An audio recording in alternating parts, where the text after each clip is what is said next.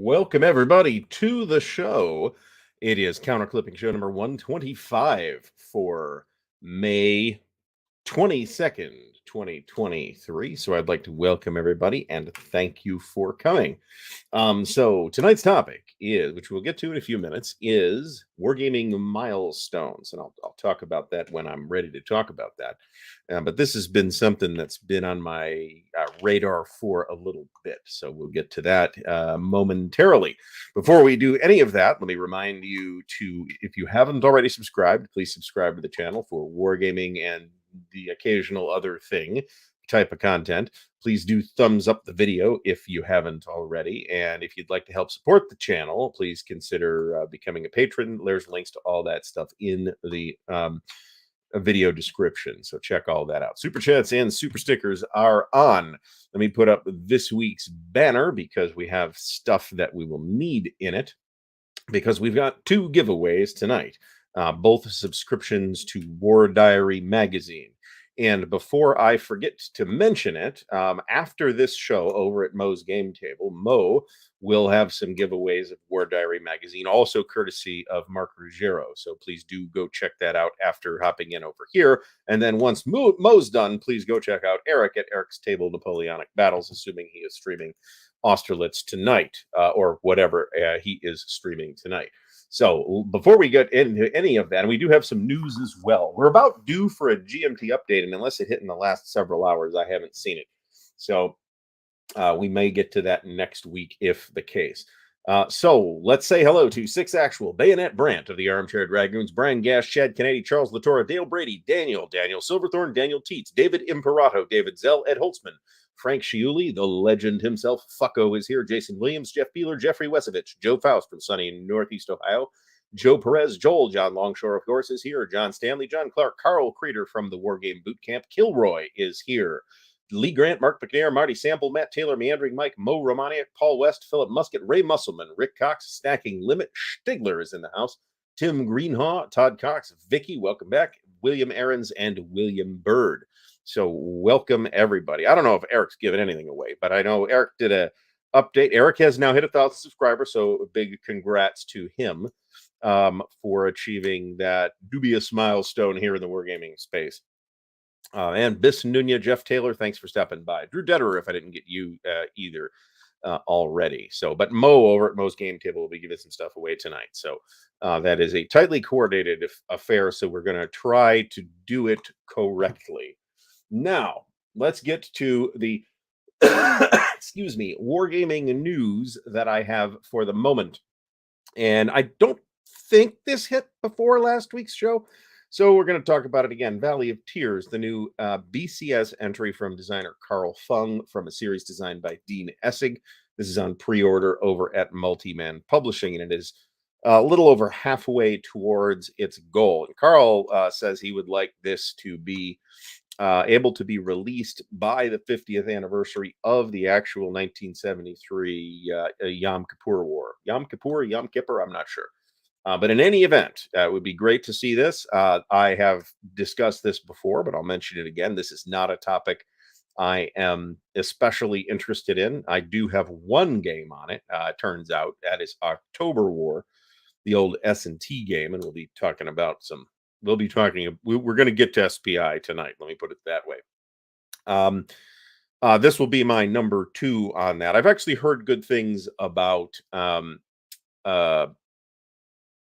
Barlev as well, but I have not taken the plunge on that. Like I said, I'm buying this on the strength of the BCS system, and after playing this, who knows, I may become interested in yet another wargaming topic that I don't have the time or the money for. So check this out on Multiman Publishing's website. And like I said, we're pretty much due for a GMT update as well, but I haven't seen anything come down the pipeline in the last couple of weeks. And just because we said this, I'm actually going to check it right now. But I would assume that their website's down if, yeah, there was a May 16th charging and shipping update, but that's the latest word out of those people. So we should have something from them reasonably soon as well.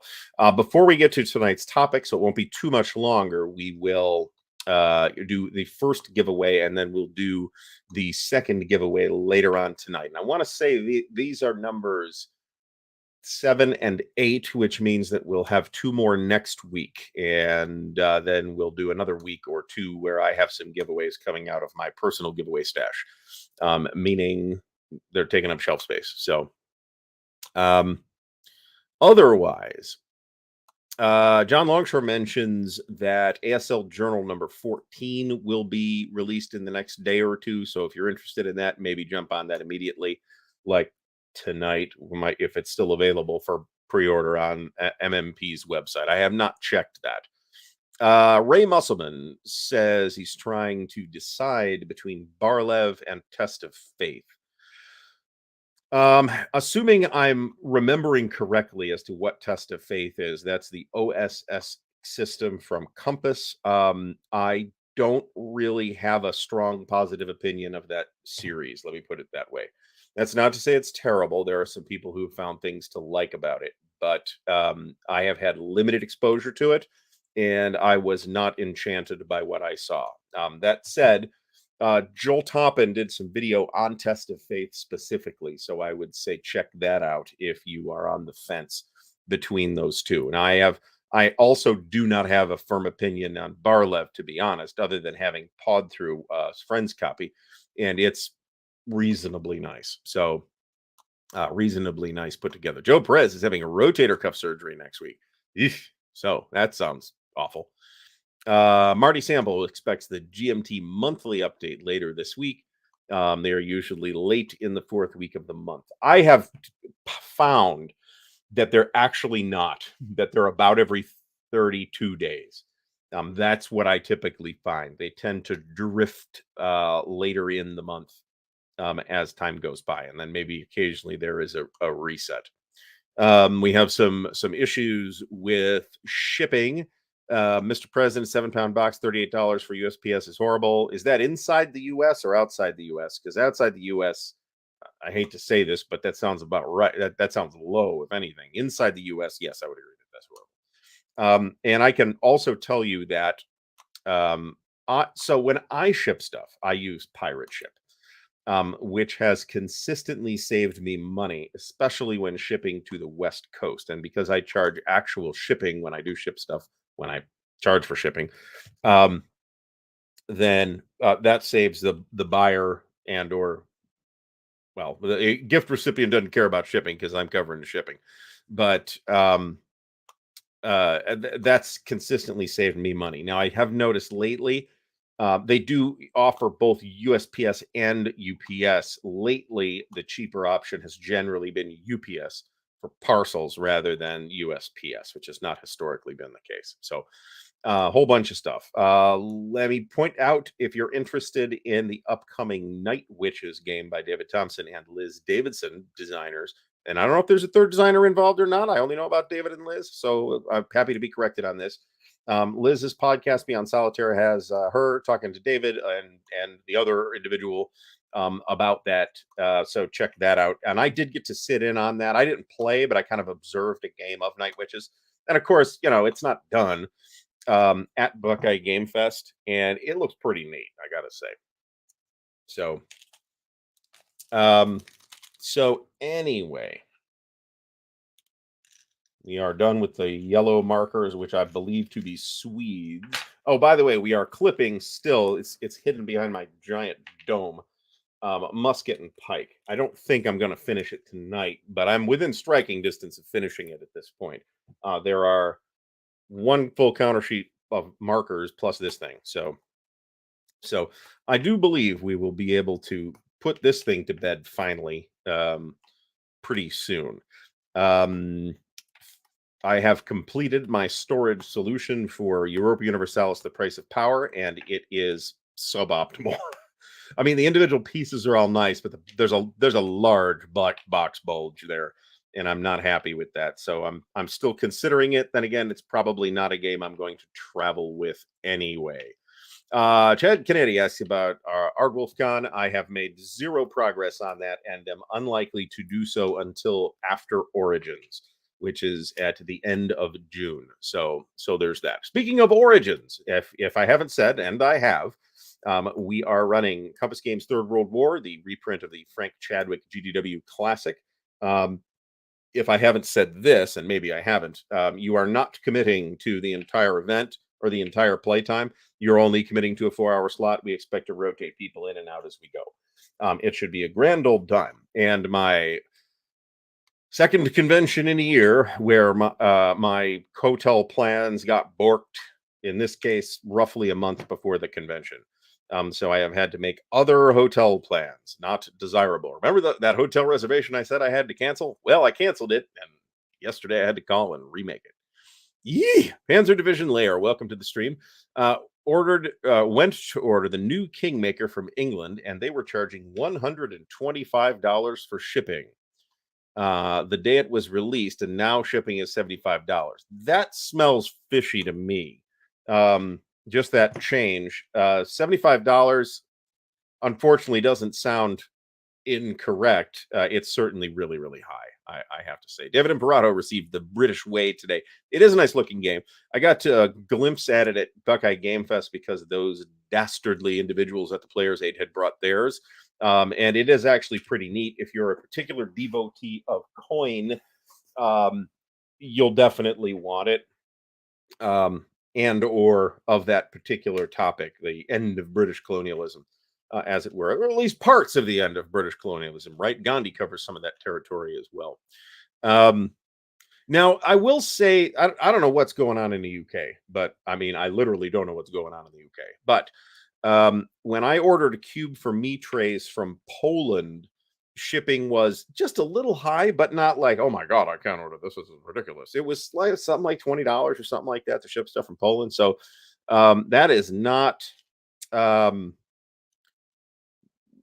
a Europe-wide phenomenon to ship to the United States. Let me put it that way. To ship from the United States is another story entirely.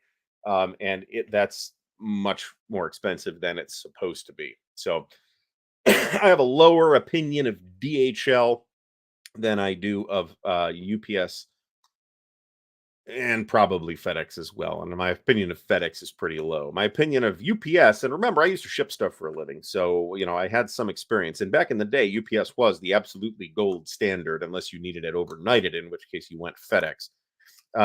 But let's say UPS is not as good or reliable or any of that as they used to be. That is unfortunate. Lee Hanna, welcome to the stream. Since we won't, I'm glad you're here. Since we won't see you on Wednesday of this week, so we are skipping Persian Gulf. It doesn't fit on the table properly that we have been assigned, and we don't need it.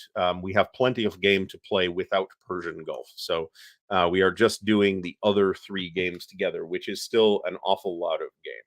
So, and we'll start, and if somebody comes in in slot 2, then we will take over from the position in slot 2. Christopher Smith offers to bring stuff back from Poland, and I do like the cube for me trays. Actually, they're really quite nice, and because they're available, the real gem of them, excuse me, is that they're available in multiple different depths and multiple different sizes and multiple configurations. So you have a lot more flexibility than the sort of one size fits all GMT trays. John C from the sunny Philippines, welcome. The hot sunny Philippines. So now I did share some pictures on social media, but I did not have the time. I say this, but I really didn't to prep those photos for this stream. But I over the weekend I made substantial progress in the game room right outside that door right there. You can't even see the door hardly.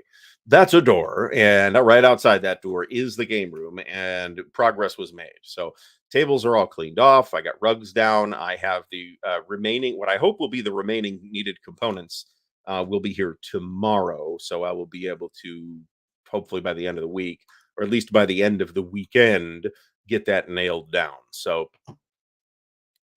there's that. Bisnunya, yeah, COVID still, I mean, it's still screwing stuff up, right? We all know that. But let's get this out of the way. We have a subscription giveaway to War Diary Magazine, courtesy of War Diary Magazine and our good friend Mark Ruggiero. Mark and his wife are both battling cancer. If through some unhappy mischance you have missed me talking about this, there is a link to their GoFundMe to help defray the medical costs in the video description. So please do check that out and give if you can. And if not, share it around on whatever social media platform that you have. Good God, so I never, yeah, I was not the Farrah Fawcett poster kind of person. I was the Lamborghini poster kind of person, actually, back in the days when I was a poster person. So, in any event, the way this is going to work is you're going to, if you have already won one of these, a previous giveaway is fine, but if you've already won a subscription of War Diary magazine from this show, please do not enter or I will yell at you. If you win, you will email me at ardwulfslair@gmail.com with your legal name and legal shipping address, and I will forward that hopefully tonight to the fine folks at War Diary Magazine. The email address is down in the ticker, and it is ardwulfslair@gmail.com. So hashtag War Diary to enter this fabulous giveaway. And like I said, there'll be more giveaways once we're done with the War Diaries. I have 10 total to give away, and if I'm counting them correctly, which would mean these would be number 7 and 8 tonight, there will be number 9 and 10 next week. And don't forget, if you don't win tonight or haven't won, hop over to Mo's channel right after this, and Mo will be having a big pile of giveaways of these as well. War Diary is an excellent magazine. I encourage people to check it out, whether they win or not. We've talked about this plenty, so. 56 so far already. That is pretty good. Stigler, somebody mentioned it in a previous comment. That said that the door was missing the Farrah Fawcett poster. No thanks. No thanks. So, like I said, a lot of progress was made. I have ordered a pet gate, which I am not at all convinced that it will keep the cats out of that room, but I've been talking about putting a door there, and frankly, there's ventilation issues in this area, and that won't help. So I'm going to try to avoid putting the door in the door frame. It's not really a door frame. I'd have to build the door frame. Right now, it's just a gap in the wall. I've had video on this. So I also have acoustic tiles coming so that I can cut down on the echo, which even post carpet is still in the room. And once all that is done, then I will do a video tour of that space and maybe this space as well. But this space is considerably more cluttered at the moment than the game room is. The game room is extremely tidy. And the other thing I have is a set of, they're like black malleable pipe fittings. And the idea is stage 2 of cat proofing the game tables is, and right now I'm just on folding tables. I'll eventually build a game table, probably a set of 2 game tables that are designed so that they will bolt together as desired. But at the moment, I'm just using folding tables. So what I have obtained is, and you can use whatever, wooden blocks, dice, whatever. I've used dice before for this. The idea is for a setup game that I need to keep the cats off of because it's going to stay there for a while. I'll set 6 or so of these black malleable pipe fittings, which I have painted so they don't filth up everything. Scatter those around the map and then place a board and or additional sheets of plexi on top of those, and then maybe a weight on top of that so if there's any kind of acrobatics involved. We'll see if between that and the gate it keeps them out of this room. They want to come in here all the time, so we're going to find out. Like I said, I'd prefer to avoid putting a door up should that be necessary. Stigler, you're totally right, of course, but still, it's I want to encourage them to not do that. The testing of it should be relatively easy. The gate is an extra high gate. It's 3 full feet tall, so hopefully it'll keep them out. We'll see what happens. We have 66 entries on the first of 2 War Diary drawings for tonight. So, in the meantime, I want to pull this before we get to tonight's topic. But so if you haven't put hashtag War Diary in the chat and you are eligible to win, go ahead and do so while I introduce tonight's topic. And then before we get into it, Then Chad Kennedy's comment is extremely similar to the solution that I have with the black malleable fittings. The pipe fitting, the iron pipe fittings or mild steel really um, are just heavier, and I think they'll be a little more suitable. But it's this exact same idea. Um, so I've been thinking about doing sort of a milestones of wargaming. What was the first war game with a hex grid, for example? We have the answer to that tonight. I do have a source for this, and that source you're not going to be able to see it on tiny screen, but the source is for a lot of what we'll cover tonight is this S&T number 53. 53? 53. This contains the game The Punic Wars, and a really good Steve Patrick article, and quite long too, about the history of wargaming. And this is like part two. This was a follow up to an original article that had appeared a couple of years earlier. And in turn, there was another one a couple of years later when Jim Dunnigan briefly returned to being the editor in chief or whatever the title was of S&T while it was under 3W, I believe. And I now have at least an electronic copy of all three of those. So I'm going to be mining those for content. We're not even going to get to the entire list. Now, bear in mind, this issue is from 1975. So it cuts off there, and we're not even going to get to 1975 tonight. And I didn't. Some of this stuff I'll have comments on as they come up. Right? I question the dating on some of their things that they listed in there, which are different from the dates that I am quite sure are correct in a couple of cases. There's a reason why we call Bulge 65, for example, and not Bulge 66. But nevertheless, it's a gold mine of information. And we're going to talk about a lot of those firsts in wargaming. Now, bear in mind that this is, from the perspective of somebody writing for Strategy and Tactics magazine in 1975. That person's got a point of view. And, we'll get to some of these idiosyncrasies that result in the article from that. There is a Luzaki game on the list, actually. Battle of Britain is not the first hex map, though. But Battle of Britain is on this list. So for us, almost the same reason, but not quite. I did do what I could to get the original pictures, but in some cases that was not possible. So, and there's a couple of things that are self-published on here too. I mean, the original version of Diplomacy, which is going to make that list for something, was self-published as well. So there's that. So anyway, Captain Nolan, Steve Parker, welcome back to the stream. Perry Spiropoulos. Perry, congratulations for winning the big giveaway of La Bataille de Heilsberg. And I'll also mention that there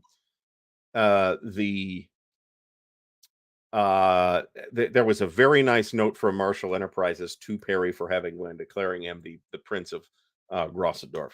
So by order of the Emperor. So I thought it was super cool that they did that. That was totally on them. I didn't do that or suggest that or anything. They're just really good at coming up with this kind of thing. And frankly, I think that's part of the reason why the Marshall Enterprises folks have attracted such a loyal following. If you have not seen the video interview with Dennis Spores of Marshall Enterprises from last week, please do go check that out. We are drinking tonight Glenlivet 15. Thank you, Scott, for sending me this bottle at 40%. It's very good. I don't believe I'll be finishing it tonight, but we'll again be coming pretty close. I found the premier rules to be relatively easy to digest. We will indeed be discussing this. So let me last call on War Diary giveaway. If you haven't entered yet, please do so. 146 in the stream already tonight, which is an outstanding number. Chancellorsville from 1961. We're going to talk about this. I do not believe this to be correct either, but the date is approximately correct, if you know what I'm saying. So the last call on War Diary. If you have not yet entered and you are interested and you are eligible, please put hashtag War Diary in the chat. We will have another one of these later. And once again, go check Mo out after me if you are still in need of a War Diary subscription. All right, I'm pushing the button. Let's see who wins.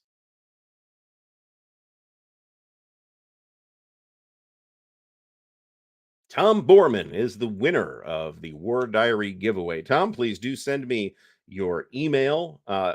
Please send me by email to my email at ardwulflair@gmail.com, which again is in the ticker, your information, and we will get that over to the fine folks at War Diary Magazine. So congrats, Tom Borman, for being one of the two big winners here tonight. Um,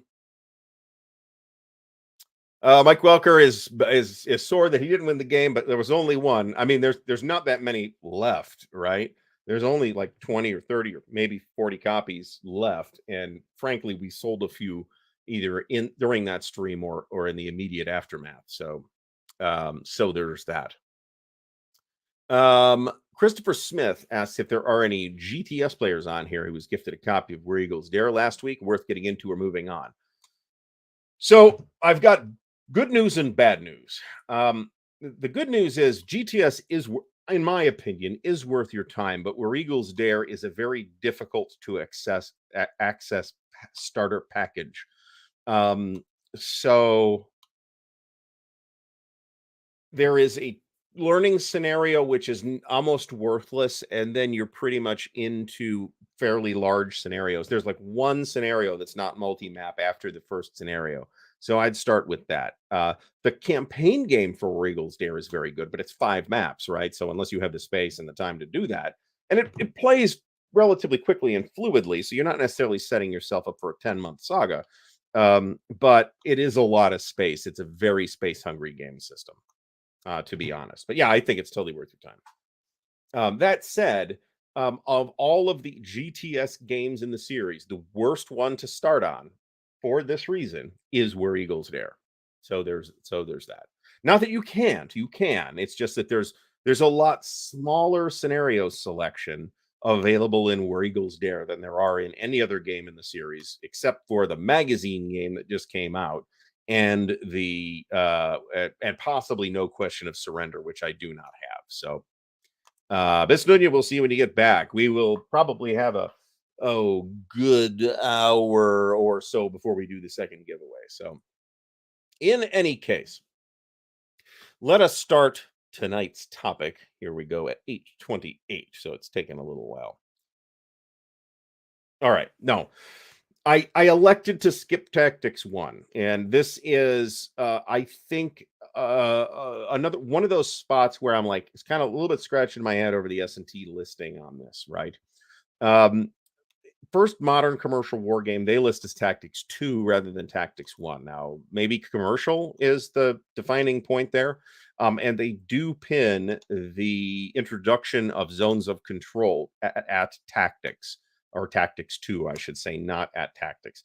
I've never played them and either one. And I mean, Tactics 1 is well before my time, and Tactics 2, which was around during my time, is not something I was willing to dedicate any time at all to. Carl Crater, I assume you mean that you are sleeving cards for Prelude to Rebellion. And as John Longshore points out, I don't know if Operation Mercury will be quite that cheap again. I want to say that there was a sale where they were dumping it for 40 or 50 bucks or something like that. But the last several sales have had it on sale, but not quite that cheap. But still, it is a value packed package, assuming you're interested in the invasion of Crete. Well, Captain Nolan is, of course, correct. The first game was just called Tactics and not Tactics 1. But today we call it Tactics 1 to distinguish it from Tactics 2.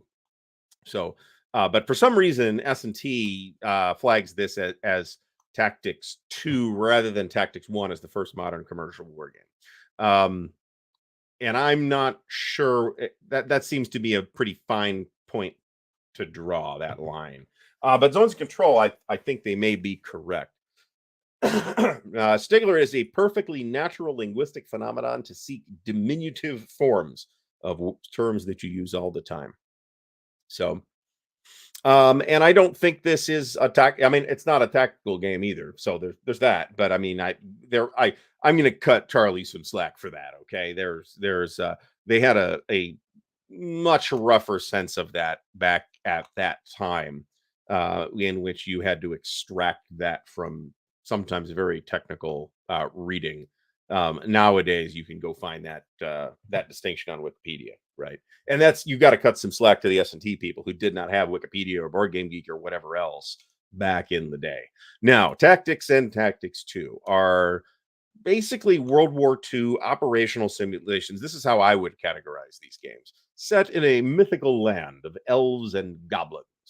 Um, I'm only exaggerating for dramatic effect on the elves and goblins. In fact, the countries are called red and blue, as far as I know. So there's that.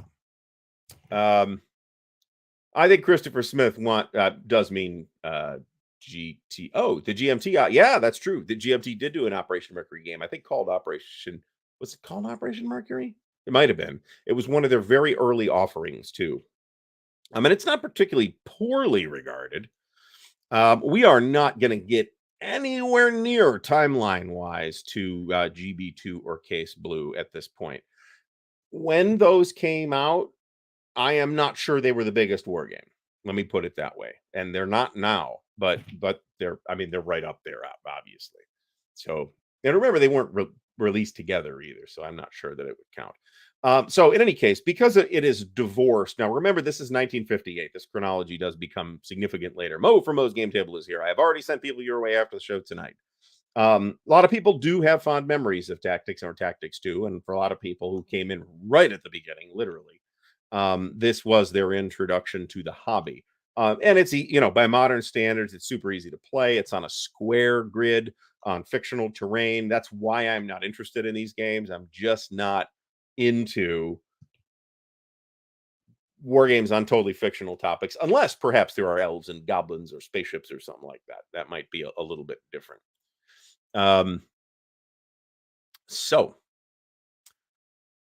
and as Scott says, when you were 13 in the 1970s and there's really very little else to pick from, that's a different perspective than we have today. That is not a problem that we are experiencing nowadays. Mark Ruggiero, thanks for stopping by. Everybody should thank Mark for the generous giveaways of Word Diary magazine as well. So John C's first war game was 1776, which I think is a great start. Actually, I think so. I still think 1776 holds up pretty well. It was much more pink than red. This is true. And in fact, everybody still makes fun of those pink and blue, those like powder pink and baby blue counters that Avalon Hill did in the early years. Although at least in some cases, they were at least really, really thick powder pink and baby blue counters. Some printings of Chancellorsville were like that, but I suspect that was an occurrence that occurred before they were bought by Monarch Avalon or Monarch Printing or whatever the entity was called at that time. So moving along, number 2 is the other one that we knew was coming, also 1958, Gettysburg. This game introduces, one of the things that strikes you when you start looking at this is how old some of these mechanical ideas are. Okay, these things have been around for a long time. Oh, there's gray units too. These are presumably Prussians, maybe I don't know. I think they're Dutch, actually. In any event, so one of the things, like Zones of Control, man, 1958, at least, right? They may even be older than that if they in fact showed up for the first time in Tactics 1. Which I consider probable, whether it's mentioned in the S&T article or not. So, or at least possible. Let me put it that way.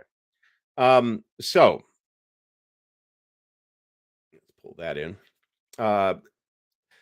The big noteworthy thing about this version of Gettysburg, so bear in mind that Avalon Hill re-released this thing multiple times and redesigned it almost every time. So that's an interesting phenomenon without saying anything about that, other than that it's interesting that occurred. But it's pretty obvious that despite the fact that this was clearly a success, by whatever standards they measured success at the time, that they did see a need for improvement. They famously, this is, there's a hex version that came out in the cities on a hex map, for example, as opposed to the square map. And then I believe they went back to the square map for some reason, and then it came back out in the 70s, I think. And that I think of the Avalon Hill Gettysburgs, to me, that looks like the most interesting one. Let me put it that way. Unit facing also appears in this. Now, I think that's a pretty obvious thing because obviously unit facing is actually important in battles like this at this scale. So I don't think that's particularly weird, but it is noteworthy or a brilliant innovation. Let me put it that way. But um, it is interesting that this is the first game that took that into account. Is the 1958 Gettysburg or Gettysburg 58 or Square Gettysburg or whatever we're calling it. Also, I gotta say, I think it's a pretty strong cover. I don't think that this cover design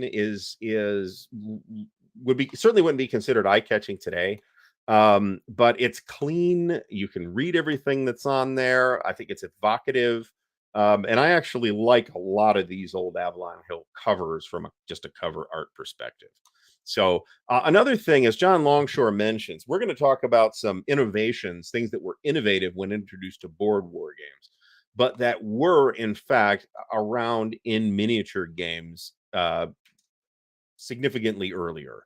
And there's going to be some interesting um, entries later in the list when we start to get to the late 60s and maybe very early 70s with some things that were not things that you'd find on this kind of list if we were to put it together today. Let me put it that way. And we'll see what those look like as we get to them. This is the game that I believe had the first hex grid, D-Day 1961. And this is, they redid this too. To what extent that's different, I'm not sure. But this is on a hex grid, and it's Avalon Hill's first game on a hex grid. I believe that Chancellorsville either it post dated this or came out in the same year at least. And this information is even on Board Game Geek, by the way, that this is the first war game with a hex grid. Are we still talking about Farrah Fawcett for some reason? Stigler, that's ringing a bell that somebody did a cover that was an homage to these old Avalon Hill covers. The D-Day one I don't think is that great, but I really do kind of like this. I'd love to know what that was actually, because I'd be curious to have a little compare and contrast on that. So in any case, I've looked at this and it covers rather a lot more than just D-Day. It's essentially D-Day to the end of the Western Front, as far as I can tell. So it has a very similar sort of scope as something like Fortress Europa or the Mighty Endeavor. Okay, so it's not just D-Day, and I would again call this an operational scale game. And I've seen this, and I was actually kind of impressed with what I saw. This seems for 1961, looking at this now. Well, I think there are better D-Day games from more recent decades. I think this game is respectable even today. Diplomacy. To what extent I think you have to consider this a war game, even if it's super duper abstract war game. The original publication appears to have been in 1959, and I could not find a good picture of it that I knew was the original printing, because there are a number of weird early printings of this by various people. So this is the Avalon Hill cover, and this is, of course, the one that I remember best. And actually, this is the cover that was on the box when I played Diplomacy back in the day. I'm not the biggest fan of this game, but it is absolutely a unique game and probably a masterpiece. It is very much a sort of abstract political simulation. Remember, though, that it is primarily a social game. Very little of that political simulation is built into the mechanics, other than the fact that the mechanics allow you to bone people, which they have to, because that's kind of the gist of the politics of the game, right? So, the interesting thing here is that the movement is simultaneous and it is written down in advance. And as far as I've been able to ascertain, that's the first use, in at least in commercial war games, of that idea. That is a plotted movement will make reappearances later on in a variety of different games. Jeff Beeler mentions area movement. The problem with that is I'm reasonably sure that Risk qualifies, and I believe Risk predates this, and I would consider Risk area movement. So unless we're disqualifying Risk for completely arbitrary reasons, then I would put that there. Now Risk may be late 50s as well, so there's that. So I could be wrong about the timing. Listed in the article is area movement first appearing in diplomacy, but I'm just not sure the article is right. So there's that. Also, I'm not really sure that movement is exactly the word I would use for diplomacy's rather abstract block mm, shifting mechanic, right? I'm not I'm not convinced that that is intended to represent the physical movement of forces. I think it is more determination of strategic direction. Captain Nolan says Risk 1959. So which one came out first? I'm not sure. And I'm not sure I've ever been sufficiently interested to look at the very first printing of Risk. I do still have Risk, actually. I have two copies of Risk, one of which is the Lord of the Rings Risk, which is actually a lot of fun. The Duck Overlord, welcome back to the stream. Um, so John Longshore found his original diplomacy map, the one that came in the large purple box. Yeah, the sort of flat, looks like a flat box anyway. Some of those boxes had like logos on them, and some of them looked blank, and I wasn't sure which one was which. So I went with the very recognizable Avalon Hill cover. So diplomacy landmark games still getting played today. They literally played giant diplomacy at Buckeye Game Fest. It is one of those experiences that I think wargamers should have. Let me put it, the gamers in general, actually, but one of those things that I think wargamers should participate in, even if they decided they hated it and don't want to do it again. I think participating in it and seeing what it's doing is in itself valuable. There's a number of things that I could say that about. Next up is Waterloo. Now, as far as we can ascertain, this is the first game to include discrete counters for leaders. This is, of course, another Avalon Hill game. I didn't write down the designer of this. I believe Tom Shaw was a co-designer. That sounds right, but there was somebody else in there. Nordic Maelstrom Buckeye Game Fest is held in Columbus, Ohio, and the current date is April, but I'm not sure what they're planning for next year either. I don't have anything official on next year. George Otis, welcome back to the show.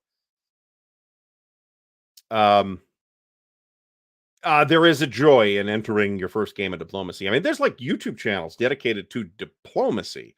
So there's that. Again, it's Buckeye. I think it's BuckeyeGameFest.com. If you Google Buckeye Game Fest, you'll get to the website. But I don't believe they've set the dates for next year. But this year it was in April. So social interaction is what I suck at. So there you go. Captain Nolan has looked up Waterloo, says at least this what BGG says. Waterloo designer Lindsay Schultz and Tom Shaw. And there'll be at least one more Tom Shaw effort on this list as well, and it's an interesting one as well. So Waterloo, this is a game that was very popular and very influential in wargaming circles throughout the 60s and maybe even into the very early 70s. When I think it began to be surpassed in terms of topical coverage, not necessarily of Waterloo, but of other Napoleonic battles by a variety of other efforts, including by SPI. So like the early SPI Borodino and Austerlitz, and a number of other very early 70s efforts. But I mean, Gary Gygax famously played the shit out of this so hard that the pieces wore out. So very, very difficult. I was thinking about this. That's well, I was the Duck Overlord says, anyone up for game of CNA, by which I assume the Overlord means Campaign for North Africa. Which I don't own and have no plans to buy. But I when I was power washing the front walk the other day, I was thinking, maybe I could have like a fundraiser to buy me a copy of Campaign for North Africa. So if you think that's and then I would be like obligated to do video on it, of course. So if anybody thinks that's a great idea and thinks I should do that, let me know. And if not, if nobody ever mentions it again, I will assume it's a dumb idea that I wrote it off of in the first place. So yeah, we got all those done too. Okay, we are handily going to get all the unit counters done for this tonight. So moving on from Waterloo, however, U-boat. This is so there's a first edition. The 1961 second edition is the one that is called out for this for the first engagement with the idea of hidden movement. It's described in the article as semi-hidden movement. Yeah, we're punching musket and pike dual pack, and the box is on the shelf behind my enormous melon. So,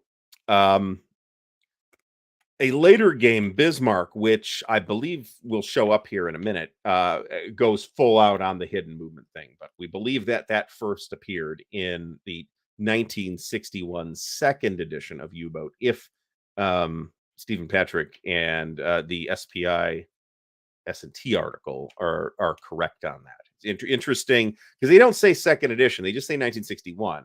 But the second edition came out in 1961, not the first edition. I think this was one of those games that was revised substantially between the first and second edition. Other example of that might be Chancellorsville, which also was substantially revised. Sexy Actual, I totally need this on a t-shirt personally. So there's that. All right, I think that is the end of this sheet. So that's cool. So we're just working on the blues now. Electronic games, I think, are a different category from what we're talking about tonight.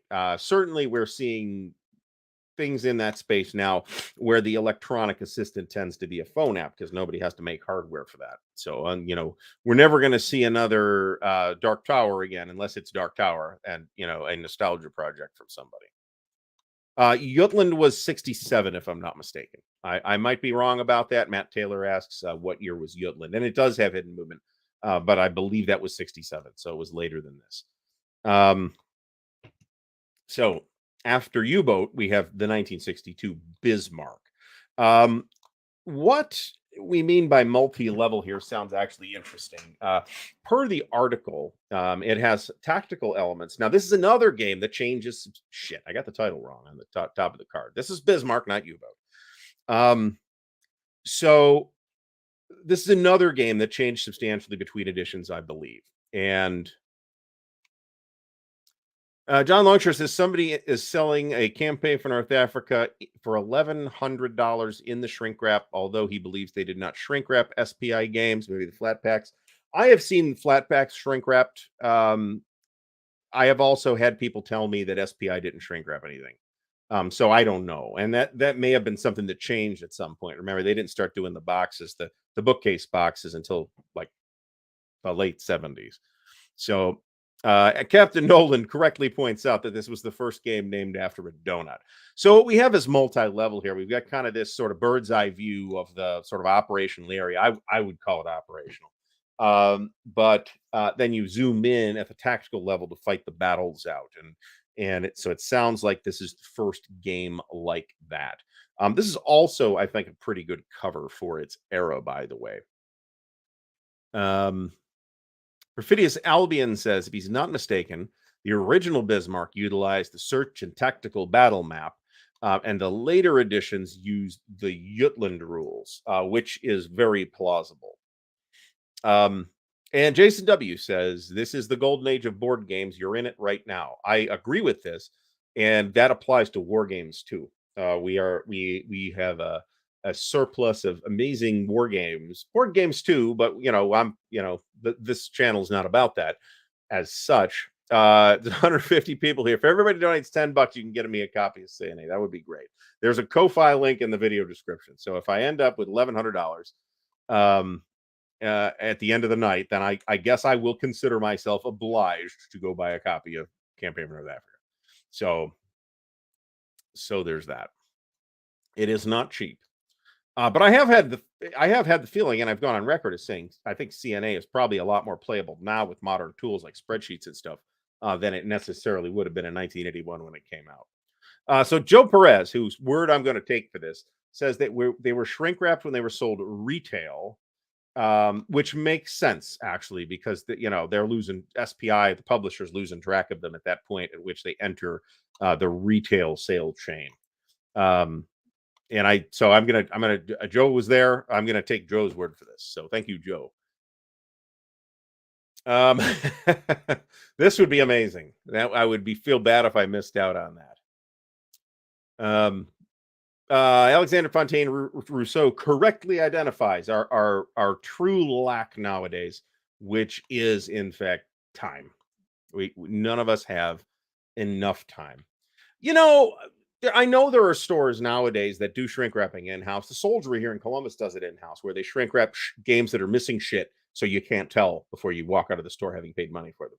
So, but I don't know how common that was in the 1970s. That's for sure, especially in an establishment that's probably a book and or hobby store that would not be in the habit of shrink wrapping everything. They would, would they buy a shrink wrapper just to shrink wrap SPI flats. That to me doesn't make any sense.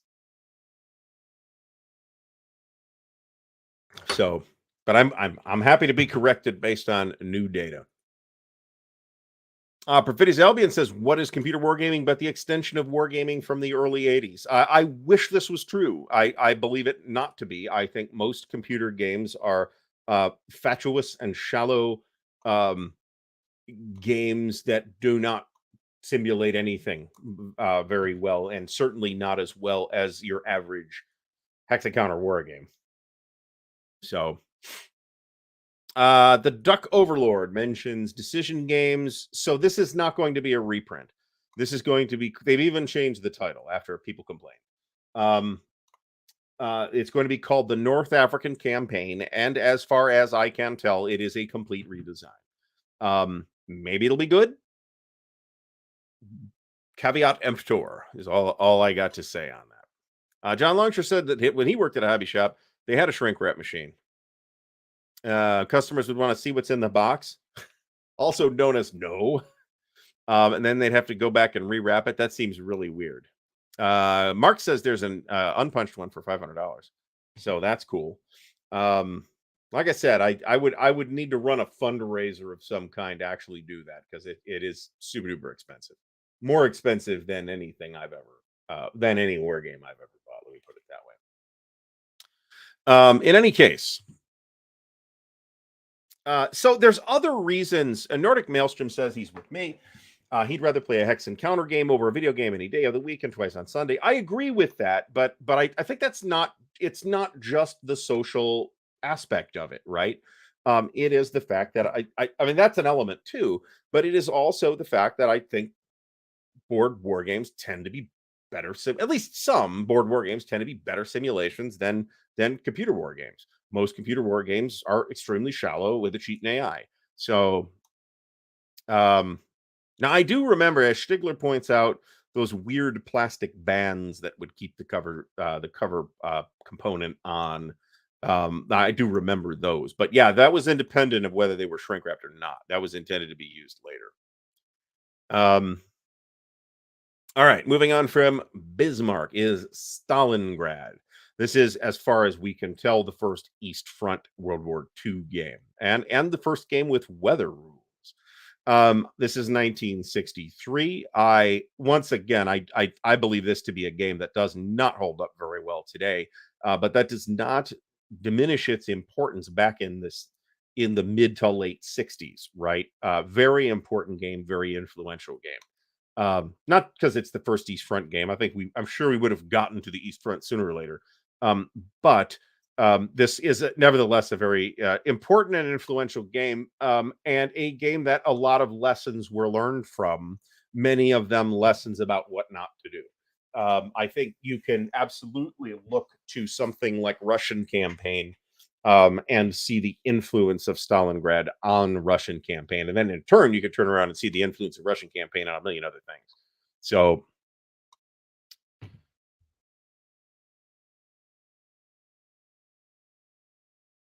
just checking out the comments. Nordic Maelstrom has just picked up 3 days of Gettysburg, so that's pretty cool. Very good game. I did find it interesting that this is apparently the first game with weather rules. If you think about it, I mean, it's 1963, right? So pretty much the games we have are Bismarck. You'd think Bismarck would have weather rules, wouldn't you? I don't know enough about what the weather was historically like in that like search for the Bismarck though. The John Tiller campaign series and the John Tiller stuff in general is one of the exceptions to my earlier opinion that most computer war games are actually made of bullshit. For that matter, the more recent, at least Gary Grigsby games are also quite good in my opinion. But a lot of the other ones are just crap. At some point, we'll have to do a show on that, but I'll have to have somebody on that plays more of them than me, because I don't play very many of them. So, as swankiest nerd, first of all, welcome to the stream. Says, uh, played it to death. Counters wore out. Very one sided, unless the Russian player is a moron. I believe that to be an accurate statement. And Daniel Brown says that Airborne had airborne amphibious nukes and weather rules. We're going to talk about it. Certainly Airborne. I mean, it certainly should at that time, right? Moving on from Stalingrad, we have Africa Corps. This, of course, is a classic as well. I think this game. I think there's probably more engaging games on this topic at this point. Let me put it that way. But I think this game is not a horrific turd, and is still worth a crack. That came out kind of bad, kind of not like what I intended. I think there are better games. I think this game has been surpassed, but it is a classic. It is playable. It will probably come down to the one die roll at the end, but and that's a problem that lots of games on this topic have, right? In this case, this is the first appearance of discrete supply units, but also overruns. And that's an important mechanic. And I believe that that may have been a Tom Shaw innovation as well. I'm happy to receive additional enlightenment on that. Now, flight simulators, as IL-2 Sturmovik, flight simulators are a different story. Some of those are quite good, and they're so difficult to produce that there's not that many bad ones. That's a bit different. Yeah, this is so often the case. I mean, we even saw this exact phenomenon in Europa in War in the Desert. So more than once, right? Because you see it in the Western Desert part of the campaign, and then later on you see it in the Torch part of the campaign. So I think that's a function of scale. And in order to make the game sort of maximally playable, or in Europa's case, in order to make the game fit at the already established Europa scale, I think you are going to inevitably end up with that one critical die roll that decides the game occurring somewhere along the line, probably right near Tobruk. The Duck Overlord wishes they remade Europa. I could probably spend half an hour on this topic. In a certain perspective, they did, because the Second World War series from Diffraction Entertainment is pretty clearly the successor for Europa. Now, the system is different. They've even changed the scale very slightly from 16 miles to the hex to 15 miles to the hex. Unit scale is roughly the same. The two systems are cousins. Let's say first cousins. And I'll have opinions on that series as well.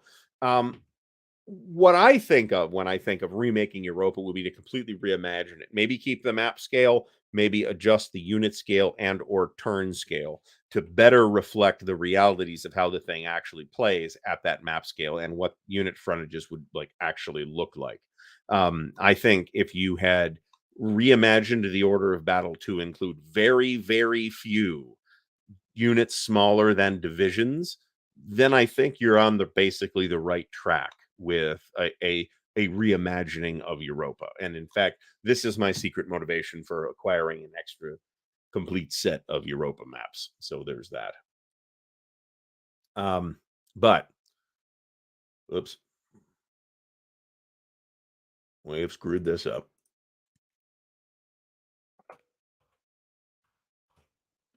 All right. So, but overruns, big innovation here. Next up is Battle of the Bulge, has rules for traffic congestion, among other things, but I think this is the uh plausibly the first game treatment of the subject too. But I think it's another one of topically, I think sooner or later we get to that, right? But there are rules for traffic congestion in Bulge 65. Now, the S&T article lists this as a 1966 release. This may be an example of it says 19 copyright 1966 in the book. This was released in 65, as far as everybody remembers. It is actually referred to informally as Bulge 65. So,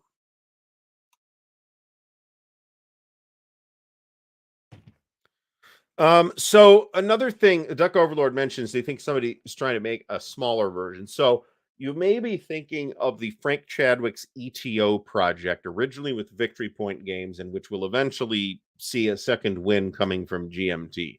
That is a project that, as a project matter, that I believe that's being driven by Alan Emmerich, and they are making progress on it. But they're basically going to have the entire series all laid out before they uh, put the next one on P500. The first game in the series is the only one that's come out. That's Thunder in the East. So, and it's a handsome, if flawed, presentation, in my opinion.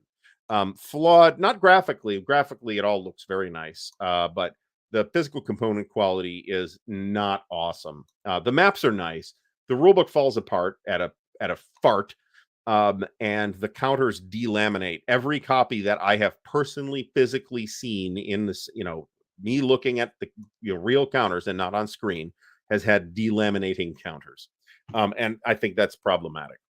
Um, is Battle of the Bulge the first game movie tie-in? I don't think so, but that may only be the fact that that's not official.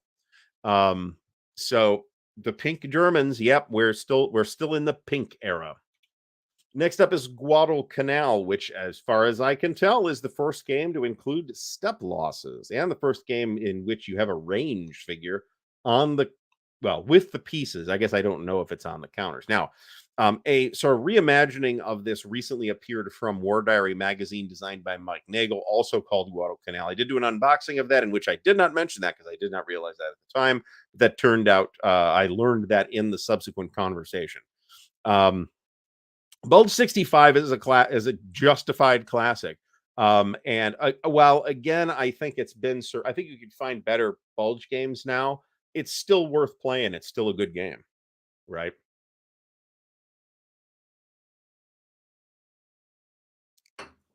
In any event, Nordic Maelstrom, what did games do before step losses? Just remove the counters. Well, we're going to find out what they did just after that in a couple of minutes. But yeah, basically. And that's a thing that makes a game feel really primitive to me, is when you have these sort of annihilative attacks where everybody dies. You just move you had 8 counters in that stack. Defender eliminated. They're all dead. Really? That doesn't feel right to me. And I don't think it makes any sense in terms of Europa's scale. And Europa is, of course, the game I'm thinking of when I make that criticism. We are still Duck Overlord. We are still in the part of pre Ardwulf too, so don't feel too bad. Not 40 years before I was born, but 5 years before I was born in this particular case. But yeah, they're just dead. That's it. Or you force the retreat, right? 1914.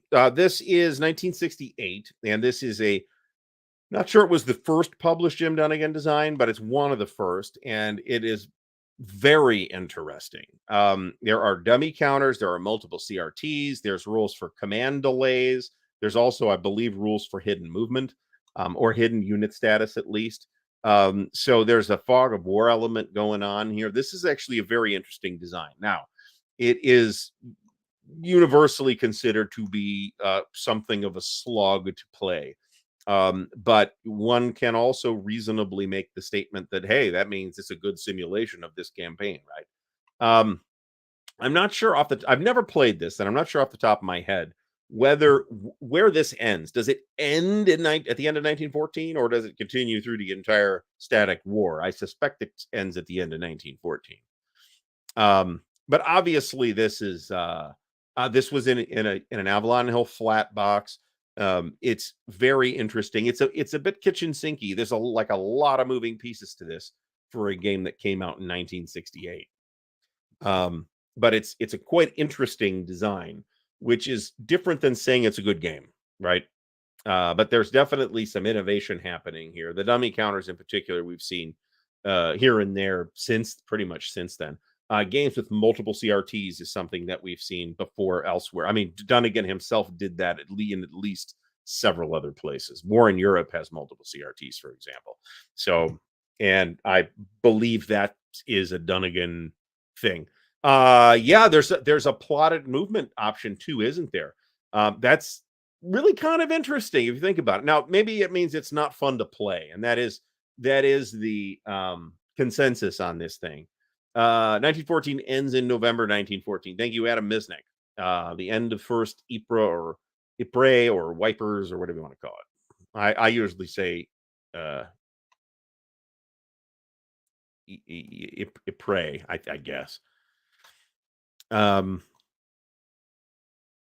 Swankiest Nerd says it went all the way to the end.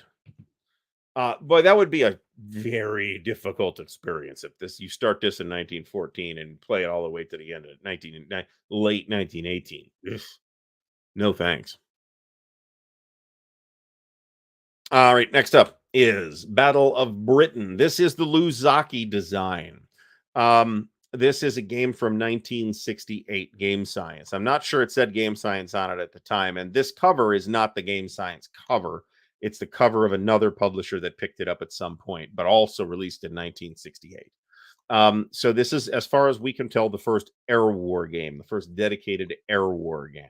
And it also is the first game to feature the brick style hex grid. You know what I'm talking about, where they're squares, but they're offset squares so that each square has 6 adjacent squares instead of just 4. That is topologically identical to a hex grid. So that's why you may consider those air quotes over there. So this was not something I knew about, let alone first brick hex grid. I mean, they kind of missed the boat doing that with Tactics too, right? But and it's the first non-Avalon Hill game to make this list. It's not the last non-Avalon Hill game by any means. And remember, tonight we're not actually going to get all the way up to even 1975. We're going to stop at the end of 1970.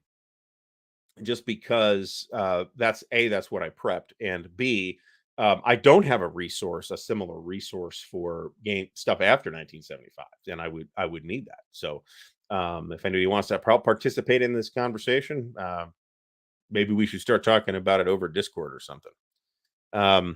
Eep. Steve Parker says, say eep with a quiet aspirated Eepa. Okay, that sounds sufficiently French. But remember, I don't think it's in France. I think it's in Belgium. So there's that. Ypres. Yeah, I mean that's good enough for me. I'm from Ohio. We can pronounce things however we like here. Joe Press says that the brick maps do give you the option to squeeze more spaces onto a game map, and that's true. They're a little more compact in that respect because they're square. Um, they are also aesthetically displeasing, in my opinion. But Wipers was a British thing. Calling it Wipers was a British thing. So, as Peter Fulford, welcome back to the stream, points out. But this is an interesting piece. It's not even the weirdest piece on here. Actually, you'll see that in a little bit. But it's a real interesting piece. And when you start getting into like 1965, 67, 68, 69, 70, a lot of the weight on this list comes from those years because there was a lot of innovation happening, a lot of experimentation happening. And remember, Poltron Press and SPI and S&T were set up to be experimental. So we're going to see a lot of innovative mechanics show up in that space between, say, 1967 and about 1973.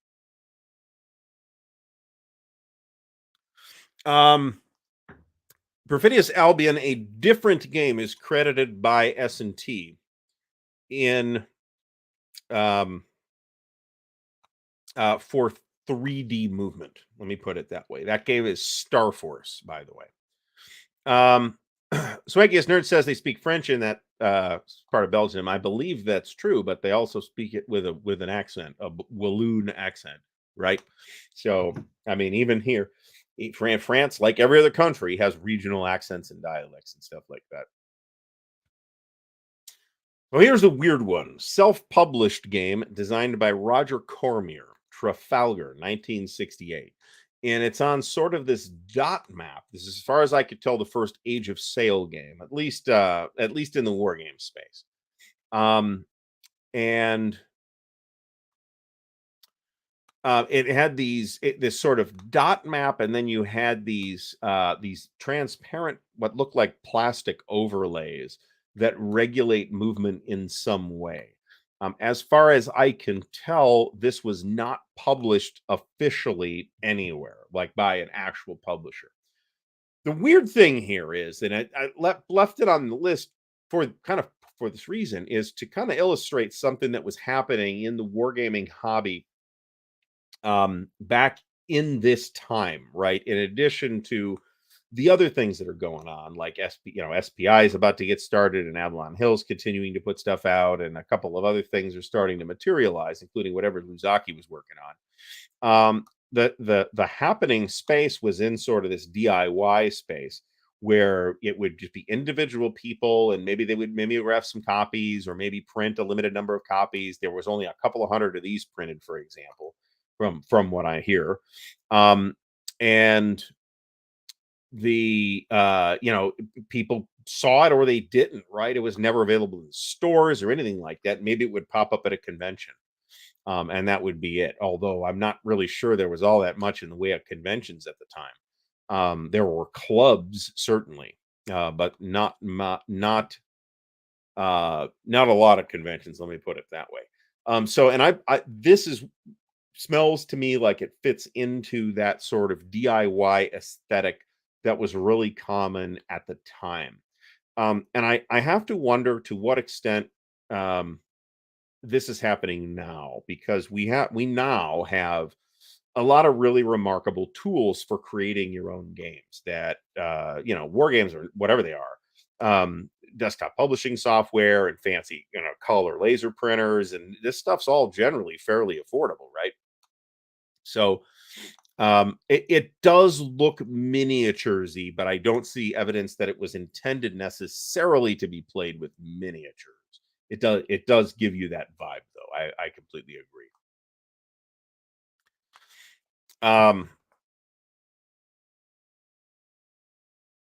Logistics in OCS Christopher Smith is just the throttle.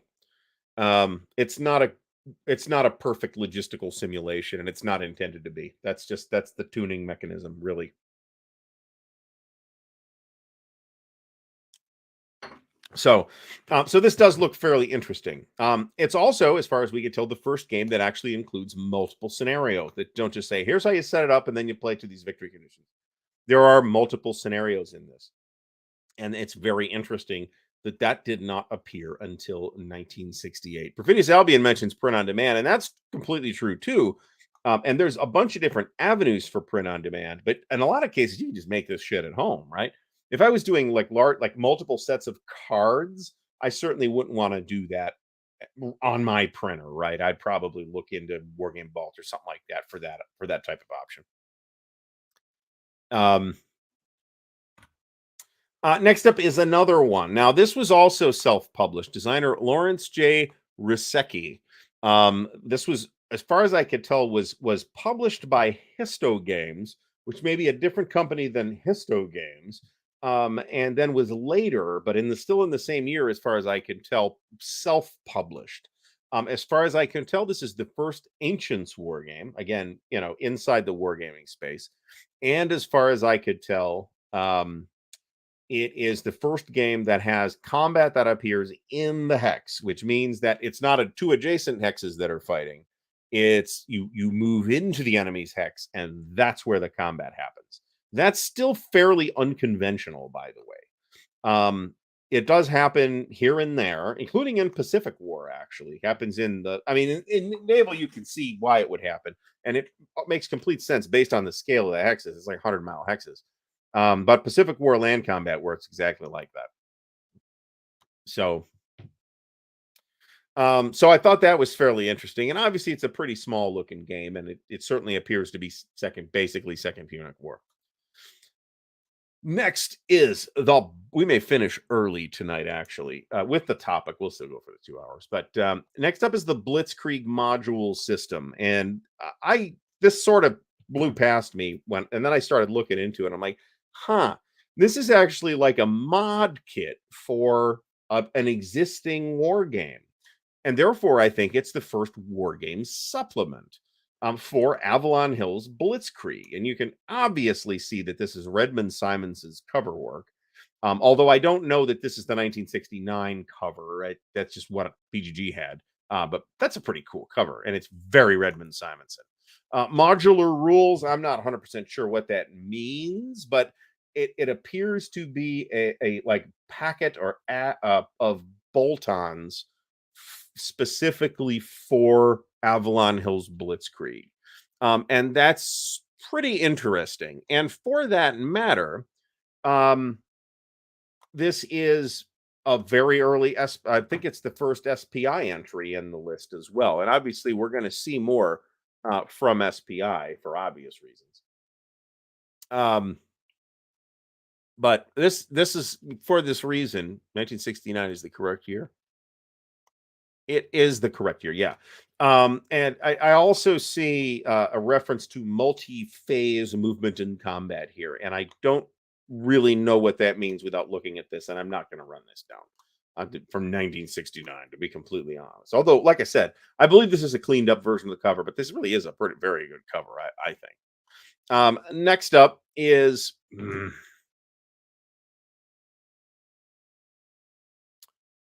pull my cheat sheet up again.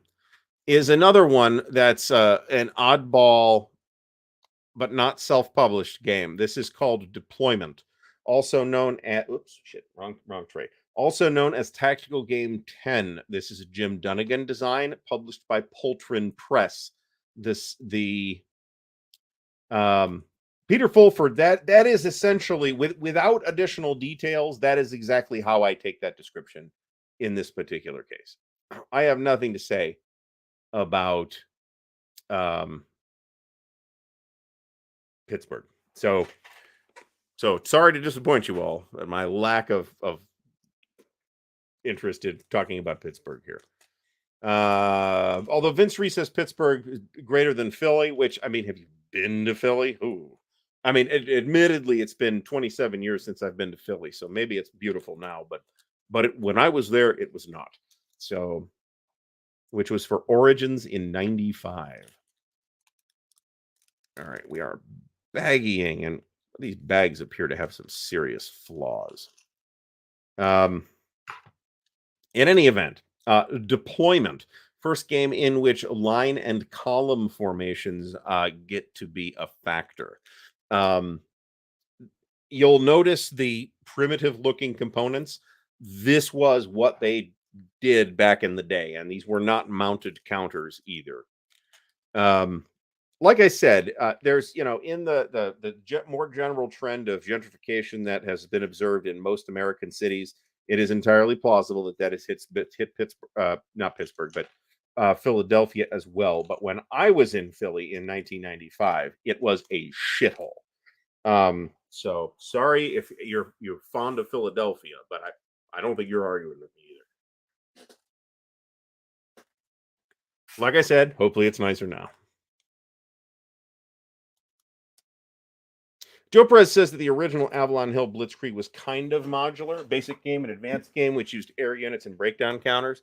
That in itself is interesting, and I wonder, even though it's not mentioned in this article, whether it's the first appearance of breakdown counters. Of course, this will do.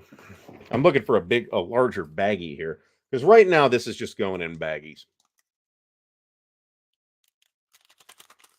Now, that's a good point, though. Somebody brought up, might have been Drew Detterer,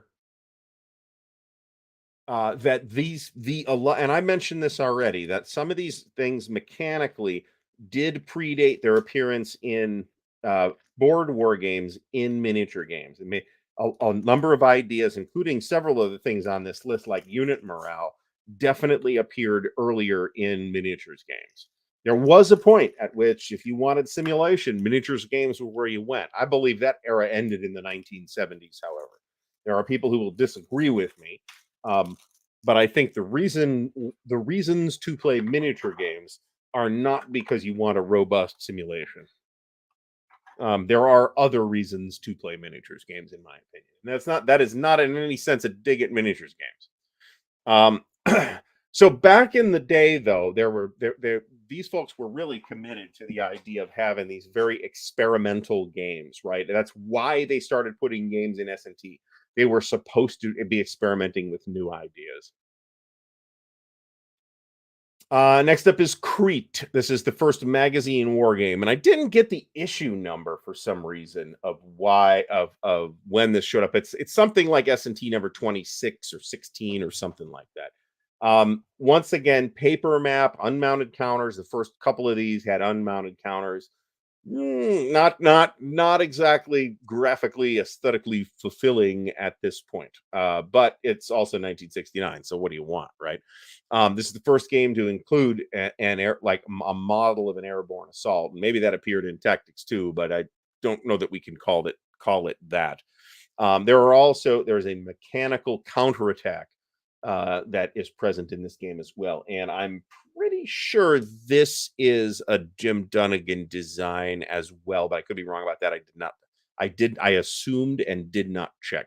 Perfidious Albion says minis are great. I agree. Minis are great. I don't have time for them. So there's that. And if you're, back as Christopher Smith points out, yes, excellent company scale simulation of Crete available in GTS. I don't. I mean, to some extent, many war games are simulations. I don't think the primary goal of GTS is to be a really robust simulation. I think it's designed with gameplay more to the forefront. Let me put it that way. So, I mean, when I was in Philly in 1995, I expected the Warriors to walk out from around a street corner at any moment. I expected to hear that guy with the bounce. Warriors, come out and play! I expected that guy to just show up. It was bad, and I haven't been there in 27, 28 years, so it could be a paradise filled with cotton candy and unicorns right now. But when I was there in 1995, it was a shithole. So Um, Joe Perez says that this Crete game is the exact same Crete game that appeared in S&T 77. I didn't know that. If that's the case, I had no idea. That was my first war game. Was that issue of S&T actually?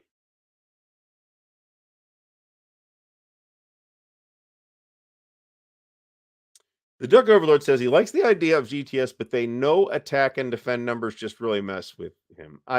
I'm unclear as to what you mean by that, because there are firepower values and really defense ratings. There's a defense rating as well. It's like hard and not hard, but there's a defense number too. Um, so I'm not sure what that means unless there's a typo in that statement. So we found that it works really well. And remember the scale; it's company scale, right? So there's like range on those on that fire too. Um, I have I saw less of Baltimore than I saw of Philly. I've been to Baltimore once for a Games Workshop convention, believe it or not. My then employer sent me to Games Day in Baltimore, but we flew in and I didn't see much of Baltimore. So maybe, but I cannot personally vouch for that. So Perfidious Albion finds the GTS Crete to be a bit claustrophobic. Counter to space density just doesn't gel. It is very dense for GTS. If you play Market Garden, it's not that dense except in a couple of places. Um, Crete will be fairly dense. There's a lot of forces in that map space. That's absolutely true. I mean, people watch The Wire and assume that that's what Baltimore is like, and it's supposed to be a fabulous show, but I'm not sure that it's necessarily is 100% fidelity to Baltimore. I don't know. Who knows? Um, in any event, moving on from Crete, we have Flying Fortress. This is also known as one of the tactical series games, I think, or uh, I've managed to make it so small that I can't read it. So, but this is one of the experimental SPI games as well. Um, Apparently, what's interesting here is that there are scenarios which you can then link into a campaign. And we think that that's the first occurrence of that. There is also secret and or variable victory conditions, which is also interesting. Other than that, I have essentially no information on this game. You'll know when we get to the stopping point, by the way. This amazing cover for Anzio 1969. One of the things not listed in the SPI article are soak off attacks or mandatory attacks, which I think do make their first appearance in this system. This also has hard locking Zocs, and you can have like follow up combats from the first combat, so that you can do like a second combat and a third combat inside the same turn. So that's fairly interesting. So there are also stacking points here, and this is an example where you did this in 1914 too, I think.